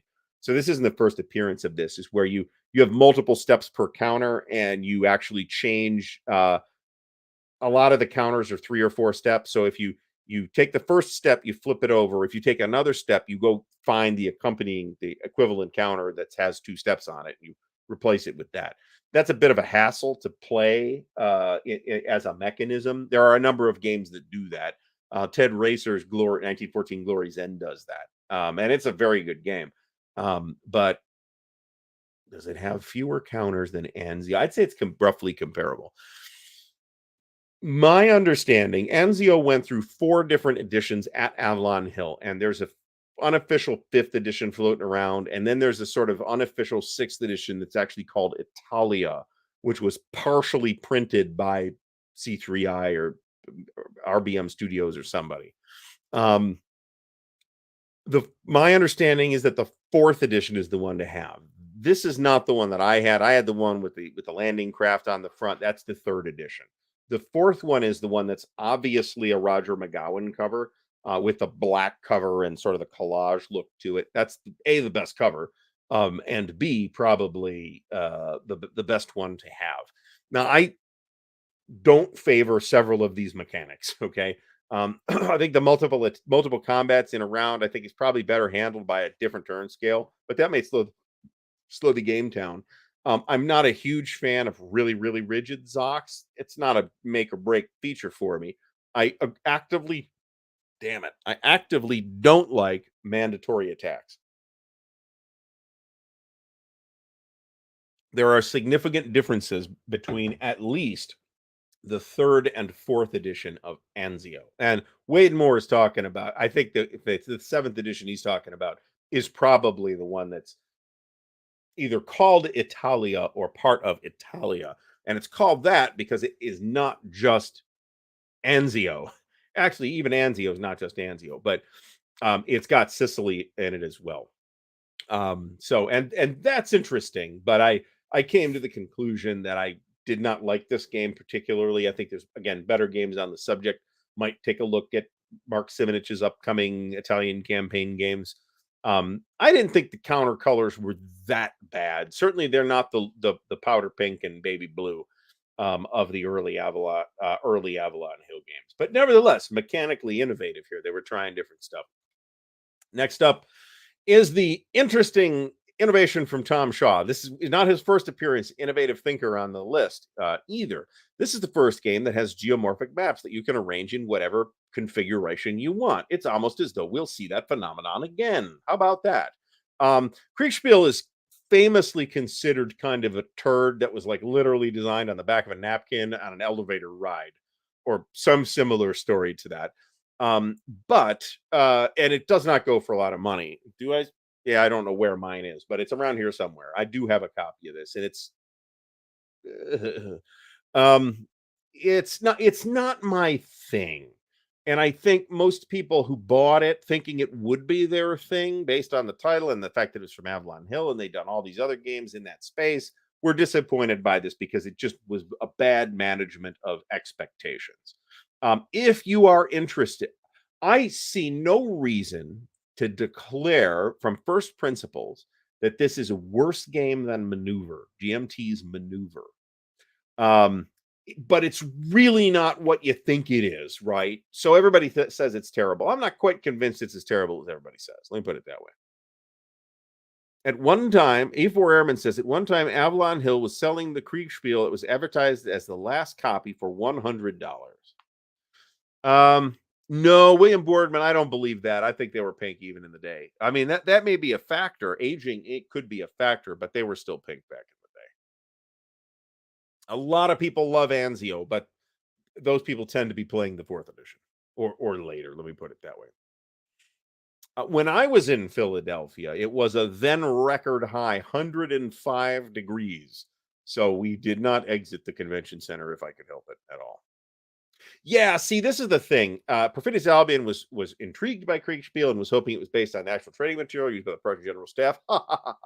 No, it was not. It was literally scribbled on the back of a napkin by Tom Shaw in a cab or something like that under a very tight deadline. So it's not that. It was designed in a hurry.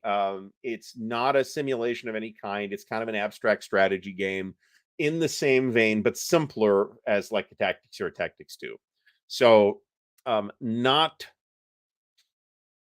not a well-regarded classic, let me put it that way. But first use of geomorphic maps. Who knew? I didn't know.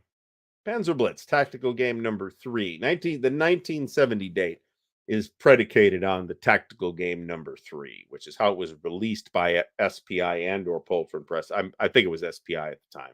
Later goes over to Avalon Hill, becomes Panzer Blitz. Although I think the name gets attached to it prior to that transition. This is a classic. I think that there are probably better tactical games. This is a platoon level tactical game on the East Front of World War II.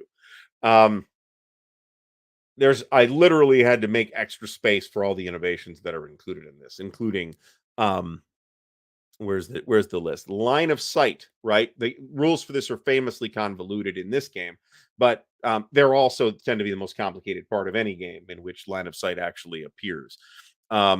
We also have modern, so this might be the first company level World War II game. It's interesting that you fire and then move. That's really interesting. There's hex-side terrain. And as far as we can tell, it's the first game that has vehicle silhouettes on the counters. So there's a huge pile, and this is probably not exhaustive, actually. This is obviously a really influential game, right? This is the game that I think more than anything else seized wargaming from the miniatures people, because miniatures are fundamentally tactical, right? You could say yes, each of these stands of figures actually represents an entire division, but look and feel of it is tactical, right? Regardless of what you're saying that the stand represents. So this is the game that I think really takes control of that narrative from the miniatures people and brings tabletop board war gaming kind of alongside it in terms of tactical play, right? There were already things that board war gaming was doing that miniatures gaming just couldn't based on the nature of what it is, like strategic level games, for example. You can put miniatures in a game like that, but it's not a miniatures game. That the use of miniatures is incidental. A very good call. Yes, this is true. I believe that at least the dates are the same. The Tactical Game 3 was released in an issue of S&T as like a side game. The main game may have been Renaissance of Infantry, which is also shows up this year. I didn't prepare a slide for Renaissance of Infantry though.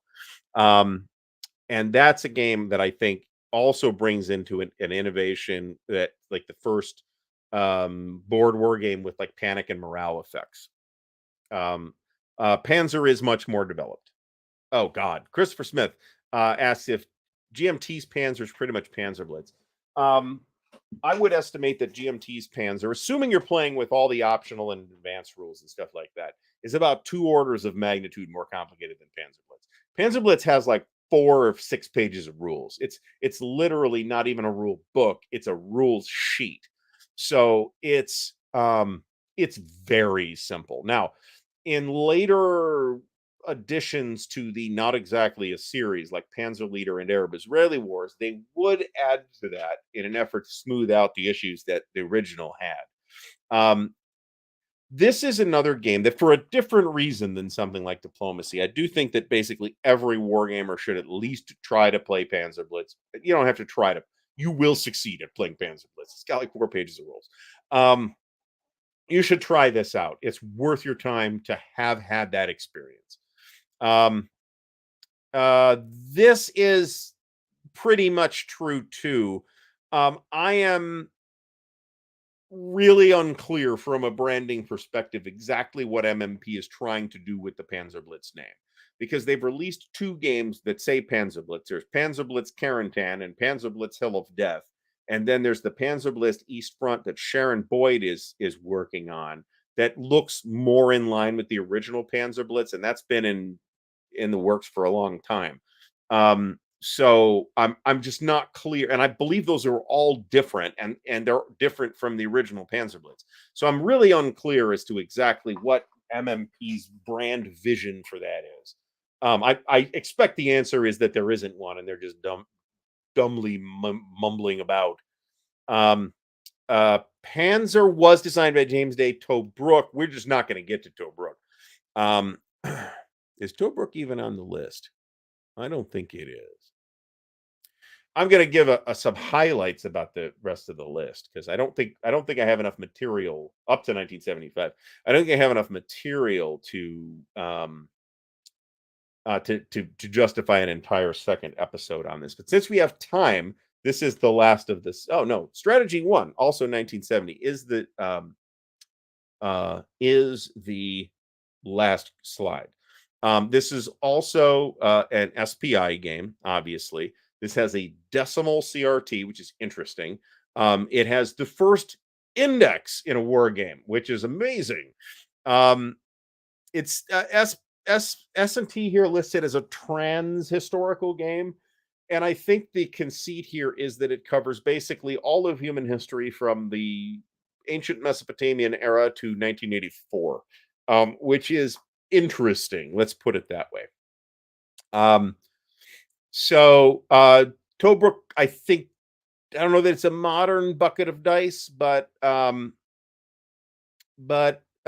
forget that Panzer originally was produced by, I think, Yaquinto, and then it went to Excalibur Games, and then, or was it Battle Line? No, I believe it was Yaquinto. Went to Excalibur Games for a while, and then made its way to GMT.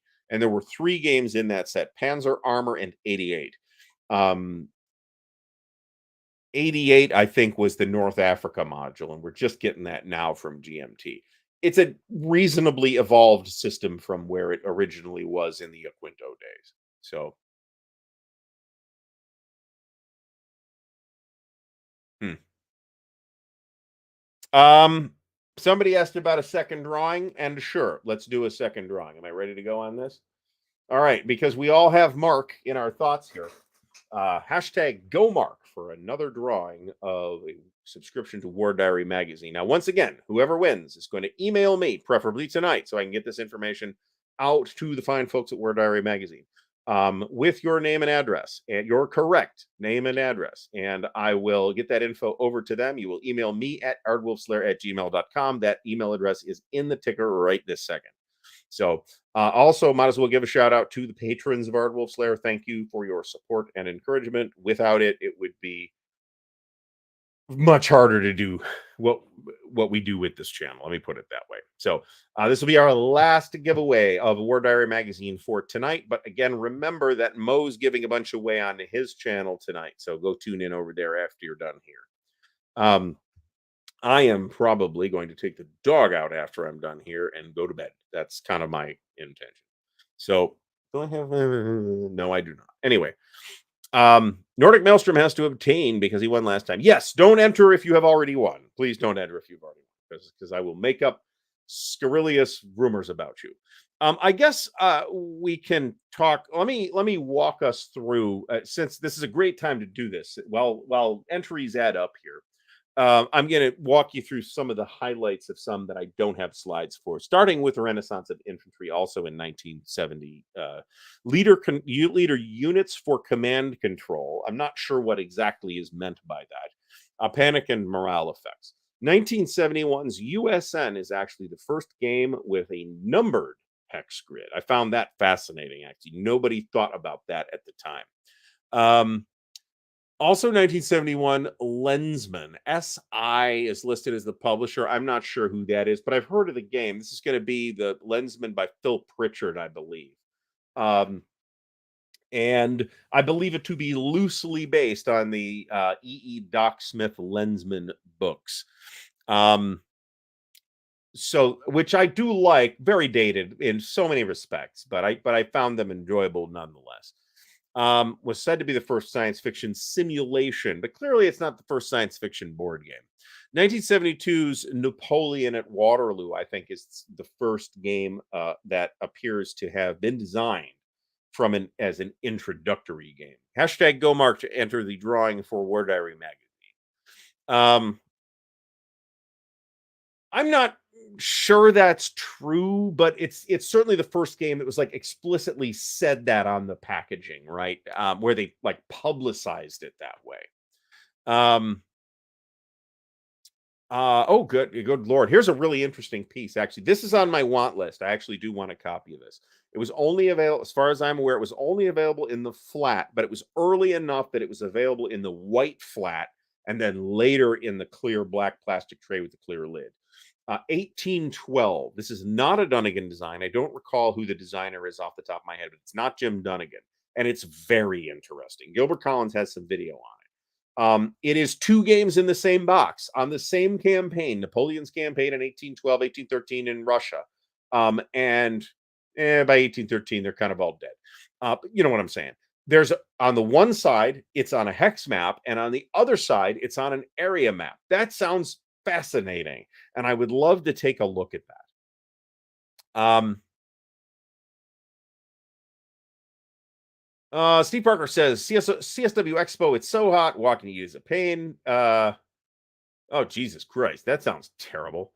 Sorry about that, Steve. Yeah, that's a terrible experience. My advice is, if you're going there, and I think it's in August again this year, just don't go outside. Have food delivered. The hotel's probably going to yell at you about that, but I would be very reluctant to leave the hotel in that kind of heat. Nordic Maelstrom asks, here's a question for Napoleonic war gamers. Prefer to refight the battles as a whole or portions of the larger battles at a battalion or regiment scale? I'd like to see the whole battle. There are cases in which that's less satisfying, depending on the dynamic of the battle. Leipzig is one of those things. We talked about that on the show with Dennis Spores last week. Generally speaking, I like to see the entire battle and the game be at an appropriate scale to reflect that.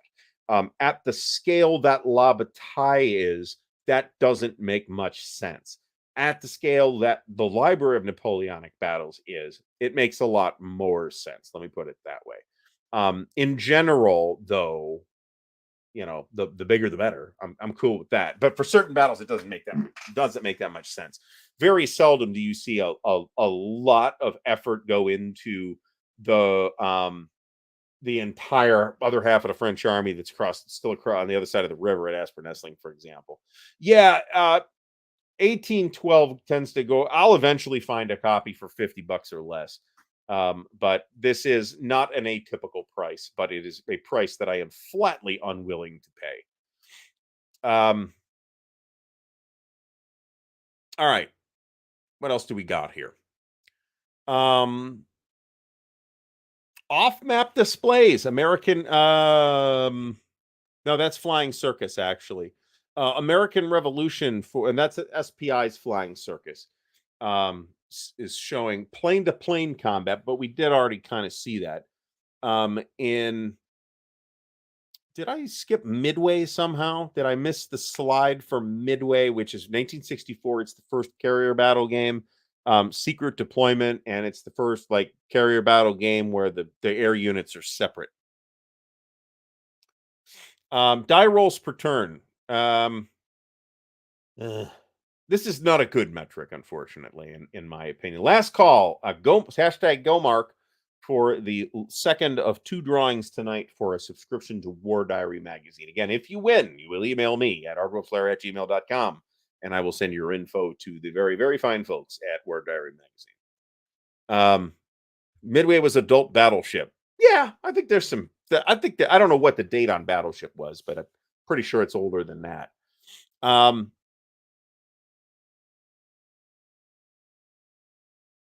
oh, this is hilarious. Quebec 1759, 1972. This is by the predecessor to Columbia Games. They didn't actually change their name until like 1982. And I'm cramped. Somebody will say it in the chat. Gamma 2. Quebec 1759, first block game. SPI describes these as quote domino unquote alterable counters, which is not an incredibly fluid piece of terminology. Let me put it that way. Now, if you want the operational stuff for Napoleonics, that's a little more challenging, by the way. I will say that. All right, I'm pushing the button. 67 entries on this one. We're at 158 in the chat tonight, which is pretty good.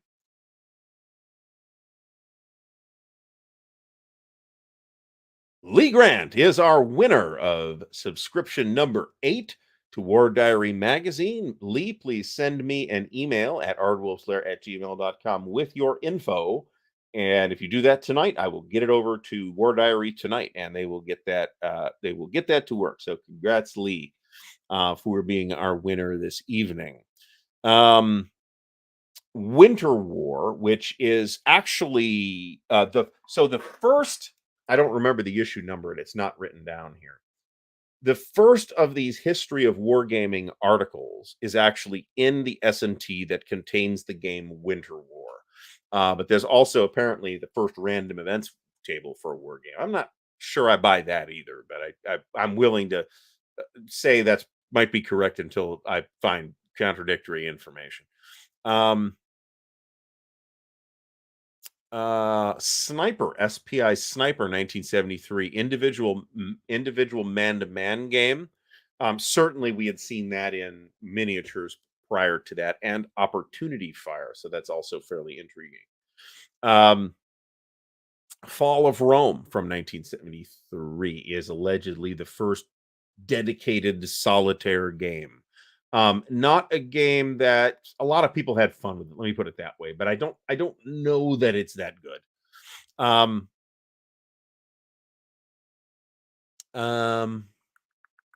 First fully quote unquote fully decimalized general rule case system appears in SPI's NATO in 1973.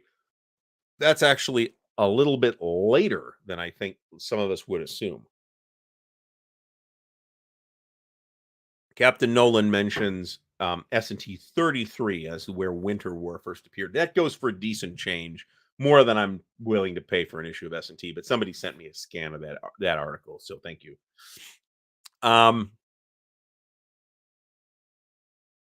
Let's see. There's another interesting one here.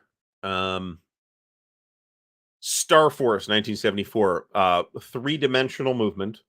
Non-linear movement. You do not move through the intervening spaces between your starting point and your destination. So that's interesting. That's obviously a very interesting game. I went out of my way to get that again. That's actually a very interesting, true science fiction simulation war game.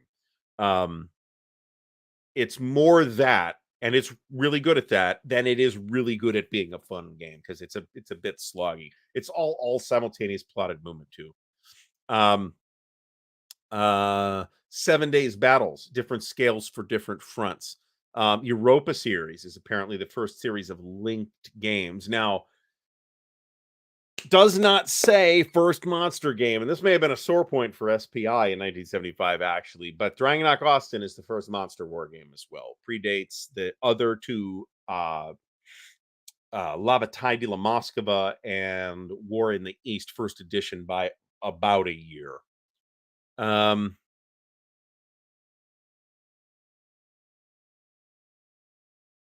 there's another citation in here, SPI's World War III from 1974 that has entire world hex map. And I guess that's true, but I don't think that's a particularly meaningful distinction considering that Risk had the entire planet decades before.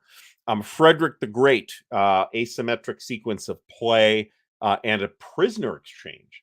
Great Frank Davis design. That is on my to-play short list for this year. That list is going to be entirely executed in the second half of this year. Captain Nolan says DNO 73. That's actually true. I think their date here is 74 because they're counting it from the release of Unentschieden rather than from Dragonok Austin. I believe that's the thinking there. And that's pretty much all I got. We've talked about a number of other influential war games. I'm going to, I think, close the show out in the last 10 minutes by revisiting the topic of transformative war games. And I'm actually going to pull up a game that I left off that list, and is, I think, unquestionably the most transformative war game of all time in the history of transformative war games. More transformative than any of the other things, the Panzerblitz and the Panzergruppe Guderian and all that other Third Reich and all that stuff. More transformative, but it's more transformative because it left. It started in war games, and then it left. And here it is. Dungeons and Dragons is the most transformative war game. A game so transformative that it literally transcended the genre that it came out of, and created its own whole thing. I am slightly embarrassed that I did not think of that for that show. Oh god, this joke again, Egrut with the creature that ate Sheboygan was the first monster war game. Probably not, actually. Captain Nolan says Unentschieden, also 1973. Okay, well, the SPI has been wrong. This issue has been wrong on other dates, so I'll just assume that was again based on maybe based on a copyright date, which may have been a printing date that they garnered in 1975. I want to say La Bataille de la Moscow might have been 75 and not 74, but something like that. In 1974, it totally is. In fact, as late as at least 1979, as maybe as late as 1982, there was no meaningful distinction between role-playing games and war games. They were considered part of the same category and were often referred to as fantasy war games. Now, certainly they began to become their own category before that, but semantically, they were still called war games at the time, up until the early 80s. So there you go. You don't have to play with miniatures. I mean, I don't really agree with this statement. It lacks the virtues of an MMO for one thing. And I can complain about D&D. We could do a whole show on that about me complaining about D&D, and I don't want to do that because I have made it a point to not have complaint topics, to not be one of the grievance merchants of our hobby. I want this to be light and fun and build a cool community with cool people, and thank you all, you cool people, for coming out tonight. And rather than be, and not that I never bitch about anything, that certainly happens, but I don't want that to dominate the conversation, right? Well, this is not a bad idea. Hold on. So Mike M says, what's the first quad game? I'd have to look at that. I did a show on that though, and that may have been out in chronological order, and I think it was. So check that out. A Thai Bomba game on the list. It would be hard to pin that down, but Ty Bamba has been known to explore fairly novel mechanics in his designs. So I would not, as much as we like to poke fun at Ty, I would not at all say that he could not possibly be on a list of wargaming innovations. I would not make that assumption at all. Captain Nolan says that the earliest quad is Napoleon at War. And okay, I don't recall. Let me put it that way. See, I'm not a big fan of the white box game, to be honest about it. I think that the game evolved away from where it was in the white and brown box, and even in Colm's Basic, for good reasons. I would never want to step back to that, except as a one shot novelty session. But that's me. There are other people with a completely different opinion on that, and that's fine. Nordic Maelstrom prefers the Beckme edition. That's Basic, Expert, Companion, Master, and Immortal. That's the mostly Frank Menser nominated era, and those are really solid. And there's a bunch of different ways to get those rules. Well, there's two, I guess. You track down the box sets. Good luck; they're expensive, but uh, but the better way to get it is just to go to Drive Through RPG and order the print on demand reprint of the rule cyclopedia. Um, Jeff Beeler says YouTuber RPG Elite explained that Traveler has no experience system because it was conceived as a war game. All right, so having like literally had this conversation, um, no, the GDW people knew that they were onto something, onto a new thread. It was actually not conceived as a war game, and that person, I don't know anything about that person, but they are incorrect in this particular case. Why does an experience system is an experience system an absolute prerequisite for it being an RPG? To some people, I think that the answer is absolutely affirmative. But I don't see any reason why that needs to be the case. And um, I think that is demonstrative of a bit of tunnel vision, if that's the oops, that was unfortunate.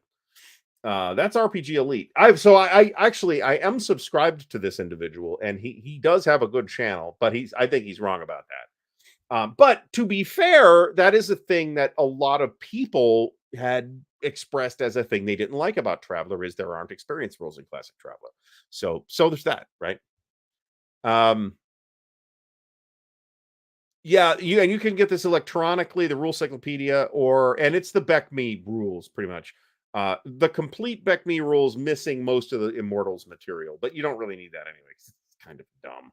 Um, but all right, folks, we are wrapping up. I got 2 minutes here to wrap this up. After this show, you are going to go over to Moe's Game Table. If you entered any of the giveaways for War Diary Magazine, go over there because Moe's got a bunch as well.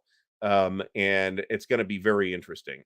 Traveler is the first RPG with a discrete skill system as well. People will tell you Bunnies and Burrows was, but I have looked at first edition Bunnies and Burrows specifically to find out whether this is true, and I don't believe that it is.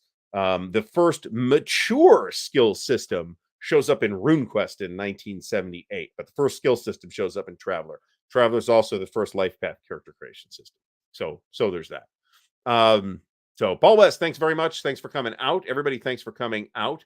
Um, yeah, but a lot of people don't. There are games to this day that do this. Elite Dangerous does this. You get more money, but you don't get like perks, right? You can buy more better stuff, but you don't get perks or levels or anything like that. You just presumably get better at flying the flight sim that it is. So first solitaire only war game is listed as Fall of Rome from S&T 1973. 1973. Don't remember the issue number. Somebody will say. All right. So once again, head over to Moe's Game Table in approximately 1 minute. I would like to thank everybody for coming out tonight. We will be back next Monday. And I'm going to have an announcement that I was actually going to make tonight. And because I didn't have show notes, I forgot to make the announcement. There's no rush because it's not happening anytime soon anyway. So I would like to thank everybody for coming out tonight. We will be back next week. We'll be on with Dan tomorrow. You may want to tune in because we'll be featuring our special guest, assuming everything goes according to plan, John Butterfield.